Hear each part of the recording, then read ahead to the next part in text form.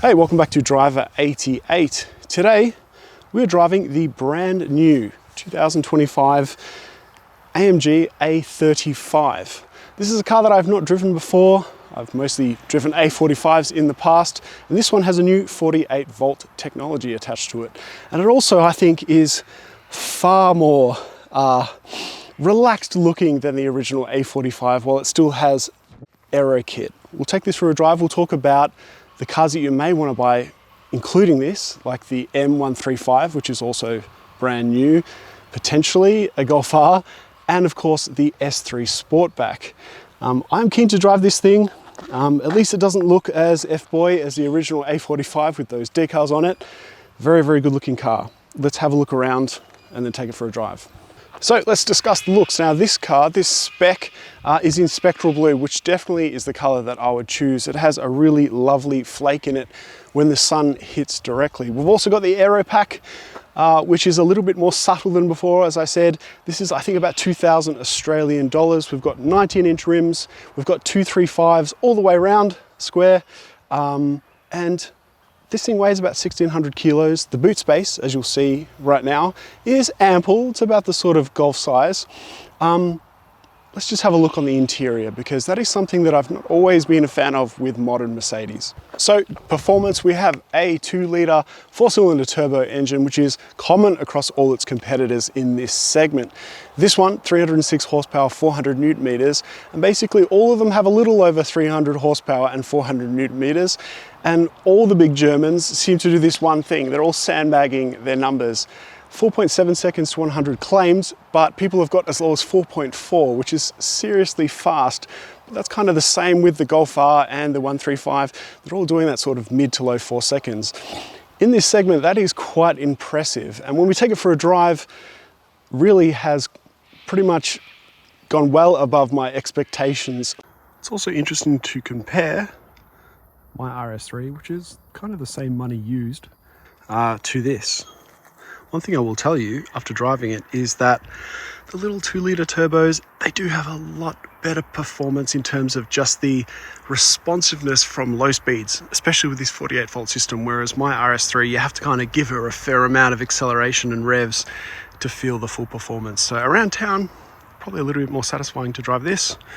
When you want to go extra fast, then the 5-cylinder just takes over with its mighty sound. So besides being a 4-cylinder, it does sound pretty fruity. We'll listen to it now.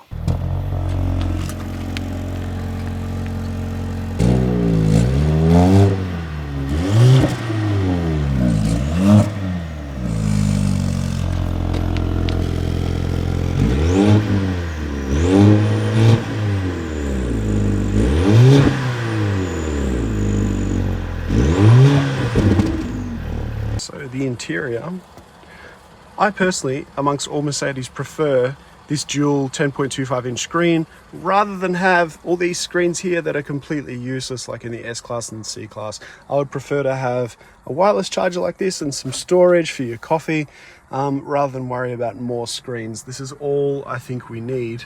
The owner's also telling me about, like many people, having to have these touch buttons are a little bit annoying when you're driving for volume, etc. But it does look particularly fancy. Now these seats, they're relatively sporty. They've got a little bit of side bolstering, quite a simple but pleasing aesthetic. Everything is quite black in here.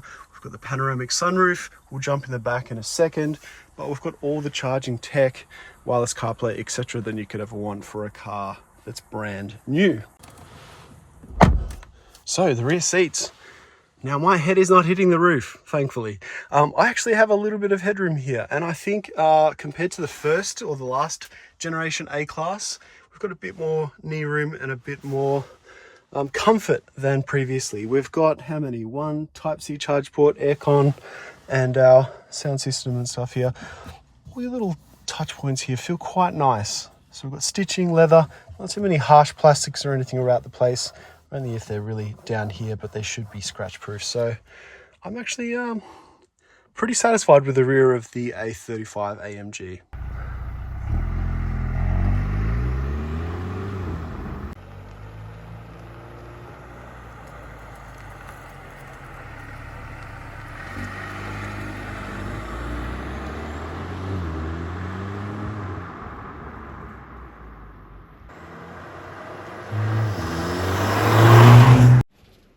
Okay, so the A35. I am keen to drive this thing. First little bits of information that I found. These seats, I'm not the biggest fan of. I guess it's just everyone's a different shape, right? Everyone has a different preference with seats, but they kind of slide around a bit. They're a little bit hard without having the side bolstering, but I'm sure they might be great for you. So take a test drive yourself. The other thing is the sound. I mean, it's a little bit artificial. We've got a chunky old steering wheel, very chunky on the sides, but I kind of like it. It does feel sporty. And you've got like good control. After driving this thing for a little bit, it does feel, you do feel the weight of it. You also do not have a lot of steering feel in general. And the ride. So I've been driving around in comfort for a while now, and the ride is still pretty stiff. It's not crazy A45 levels of stiff, but largely that is because we have terrible roads here, utterly terrible roads. And what I like about this 48 volt system is the responsiveness. Say when you're around town, etc., you don't need to have any sort of lag, or you don't need to put a lot into the accelerator pedal to just get going. Really, really nice and responsive. 400 Newton meters feels like more than ample. Now these paddles, they feel quality enough, and they should for $90,000. This 8-speed dual clutch now, which is shared with the A45, it's definitely an improvement on the first A45, I think that's for sure. I would like to sit a little bit lower, if I'm honest.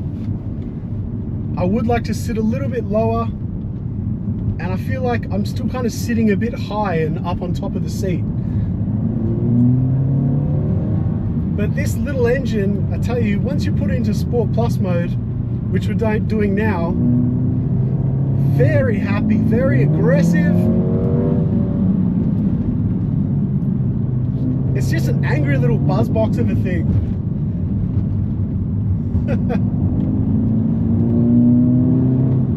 You can hear the noise coming into the cabin. I'm not a big fan of that, but I'm more focused on driving, really. I wonder if, I'm sure there's going to be a bunch of people who modify the exhausts and the sounds on these and stuff. The intakes, that would probably make it a little bit more entertaining, but the grip level is huge for a hot hatch. Is it fun enough? I think the way that it turns on the front wheels is more responsive and more playful than a Golf R. I still find like a Leon Cupra 300 a little bit more fun to drive though, if I'm honest.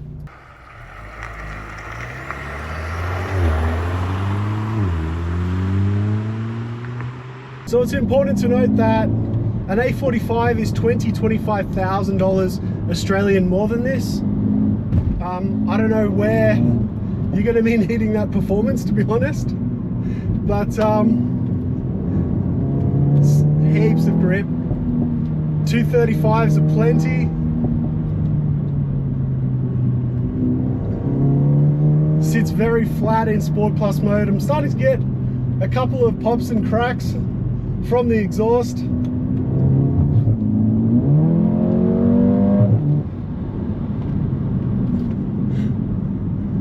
Yeah, this is very capable. It's just super capable.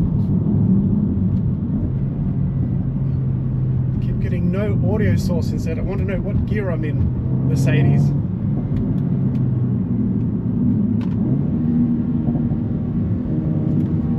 Super flat.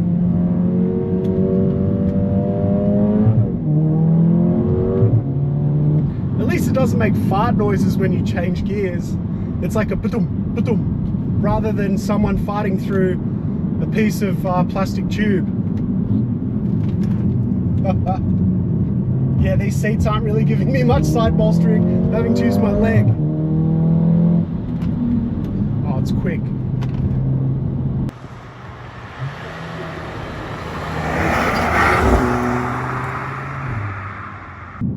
So this is where I like to take cars, where you don't need to be driving fast. You can just lean on the car a little bit, take it through some nice little winding roads, and then, I mean, the amount of performance you get from 300 horsepower today, because it's so linear and so responsive, it feels like 400 horsepower. That's about all I can say.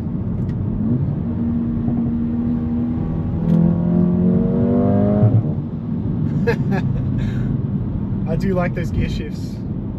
Now the braking, I don't think there's a bigger braking option for this car from memory, but it squats quite nicely. I'm not finding much weight come over the front at all. Now we've got 8 speeds. I don't know why we need 8 speeds, but I guess for fuel economy, but it's just boom, boom, boom, boom. So quick. So quick.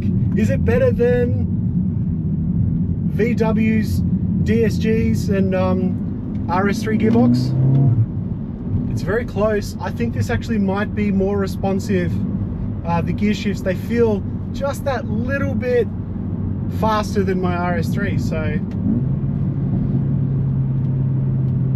still I love my 5-cylinder.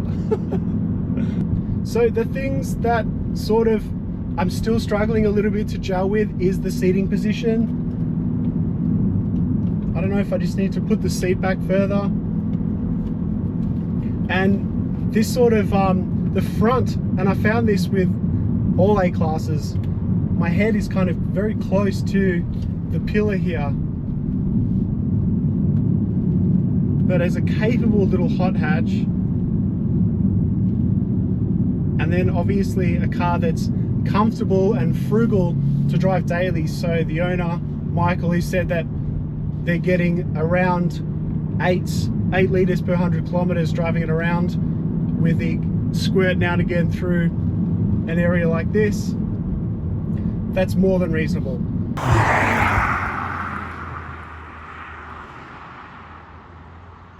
So let's talk about the all-important thing, money. Now, somehow the not even fastest and most expensive hot hatches today from your executive German brands have hit almost 100,000 Australian dollars. This one starts at 92 grand before options, although those only include things like your aero pack on this car, which is $2,000. The BMW also sits at 92 grand, and you can get a couple more options on that, like bigger brakes and other pieces, but generally that's where they are. The Audi S3 Sportback undercuts these by almost $10,000, but arguably they don't have the same level of performance on road than this and the BMW. I'm really keen to compare that BMW to this car, but of course, with that money that you pay, you get the nice experience of not having to worry about anything with your 5-year warranty, and servicing doesn't cost you that much. In this case, the owner, who is a long-time subscriber, which is really lovely, bought this car to be used by both himself and his partner, used daily. It's a nice amount of looks, performance, and sound and everything else, just a well-rounded package, but of course you're paying a decent amount of money for it.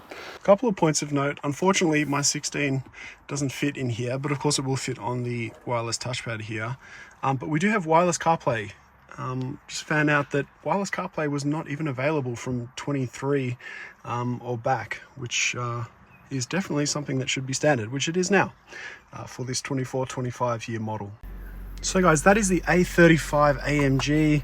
I'm really glad that I was able to drive one of these. I think it's a great all-round package. Huge grip, very decent performance for an executive daily driver. I think if you're one of those VW people, take one of these for a drive, compare it, even though you're paying a little bit more, because I have been quite impressed. This is driver 88, and we'll see you next time.